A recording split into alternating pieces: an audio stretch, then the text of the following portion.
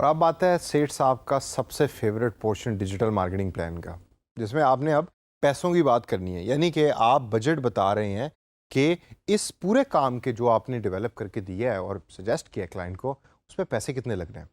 तो बजटिंग एक ऐसा पोर्शन है डिजिटल मार्केटिंग प्लान का कि जिसके अंदर बहुत सारे मेंबर्स, स्पेशली सेठ साहब की सबसे ज़्यादा नज़र होती है।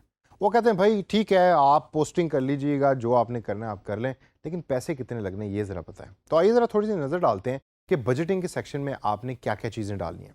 सबसे पहले कॉस्ट ऑफ एड्स। आप कॉस्ट ऑफ एड्स निकालते हैं, वो डिफरेंट उसके ऊपर फैक्टर आप अप्लाई करते हैं। For example cost of ad depend करी होती है रीच के ऊपर कि आपने रीच कितनी लेनी है, कौन सा प्लेटफॉर्म आप यूज़ कर रहे हैं कि जिसके ऊपर आपकी एड्स चलेंगी, और इसके अलावा और दीगर तरह के मैट्रिक्स भी अवेलेबल हैं जो कॉस्ट ऑफ एड्स को निकालने के लिए यूज़ होते हैं। तो कॉस्ट ऑफ एड्स निकालने के लिए आप इन तमाम इंफॉर्मेशन को देखिए और जहन में रखिए कि एग्जैक्ट स्पेसिफिक कॉस्ट आपने निकालनी है जो आपको चाहिए एड्स को रन करने के लिए। इसके बाद अगला पोर्शन आता है रिस्क टॉलरेंस का। ये बड़ा इंपॉर्टेंट पोर्शन है। इसके अंदर आपने एक फिगर दे देनी है कि जो आपके रिस्क को मिनिमाइज करती है। फॉर एग्जांपल डॉलर की प्राइस स्टैटिक नहीं है, फिक्स नहीं है, पाकिस्तान के अंदर ऊपर नीचे जाती रहती है। तो रिस्क अश्योरेंस के लिए आप एक ऐसी फिगर अपने बजट में डाल देते हैं कि कल को अगर डॉलर की प्राइस गिरती है, ये बढ़ती है और आपको ज़्यादा पैसों की ज़रूरत होती है, तो फिर आप वो वाले पैसे जो आपने रिस्क इंश्योरेंस में डालने हैं उसको यूज़ कर सकें। अब अगर फेसबुक जो है वो $1 यूज़ करता है per day for marketing campaign, और डॉलर अगर इस टाइम 100 रुपए का है और कल को 130 रुपए का हो गया, तो वो जो 30 रुपए का जो मार्जिन है वो आप बार बार तो क्लाइंट से पूछ नहीं सकते या मांग नहीं सकते। तो आप वो रिस्क के सेक्शन के अंदर डाल देते हैं और वो 30 रुपए फिर आप वो वहाँ से यूज़ करते हैं अगर उसकी ज़रूरत पड़े। तीसरे नंबर के ऊपर टारगेट ऑडियंस बिहेवियर की बेस के ऊपर आपको हो सकता है कि कुछ ऐसी एक्टिविटीज़ हैं जो इमीडिएटली जिसके लिए पैसे चाहिए हों।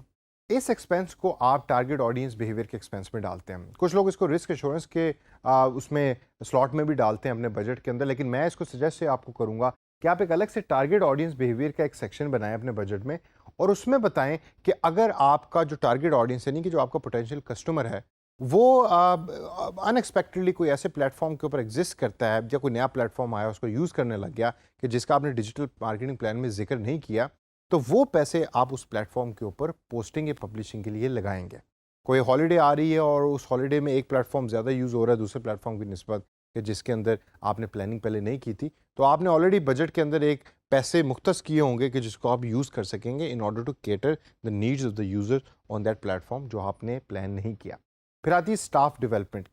स्टाफ डेवलपमेंट की जो पोजीशन है उसके अंदर आप स्टाफ के बारे में डिस्कस कर रहे होते हैं। स्टाफ मेंबर्स कौन कौन से होंगे, उनकी तनख्वाहें कितनी होंगी, कितने पैसे लगेंगे, डिज़ाइनर को इतने पैसे देंगे, डेवलपर को हम इतने देंगे, कंटेंट स्ट्रेटजिस्ट को इतने देंगे।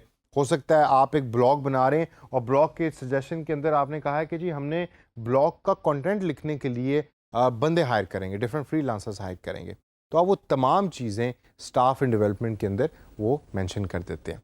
इसके अलावा चंद और ऐसे फैक्टर्स हैं कि जिसको समझना बहुत ज़रूरी है जब भी आप बजट बना रहे हैं। सबसे पहले पास्ट एफर्ट्स, कि पास्ट एफर्ट यानी कि प्रीवियसली कंपनी कितने पैसे लगाती रही है सिमिलर ऑपरेशंस के ऊपर या सिमिलर सजेशंस के ऊपर जो अब आप देने जा रहे हैं क्लाइंट को।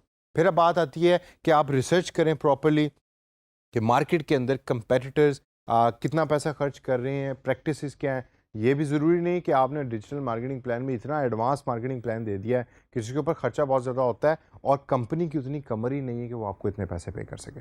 तो फिर आपने प्रॉपरली रिसर्च करनी है और रिसर्च की बेस पे आपने बजट बनाना है।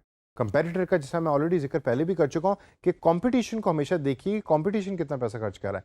अगर वो 10 रुपये खर्च कर रहे हैं और आप 10 रुपये खर्च कर सकते हैं या 12 रुपये खर्च कर सकते हैं, तो बेस्ड ऑन कंपटीशन अपनी स्ट्रेटजी को उस तरीके से अलाइन करें और बजट उसके ऊपर स्पेंड करें। और लास्ट के अंदर वन टाइम स्पेंड्स का जिक्र आपके बजट में हमेशा होना चाहिए। वन टाइम स्पेंड्स वो होते हैं कि जिसके अंदर आप एक दफ़ा पैसे खर्च कर रहे होते हैं। फॉर एग्जांपल आपने कोई सॉफ्टवेयर ख़रीदना है तो सॉफ्टवेयर की कॉस्ट एक दफ़ा ही आप बेयर कर रहे होते हैं, तो बजट के अंदर वो चीज़ें भी आपके आ रही होती हैं। तो दोस्तों जब आप बजट बना लेते हैं तो बना के आप इसको अपने डिजिटल मार्केटिंग प्लान का हिस्सा बनाते हैं।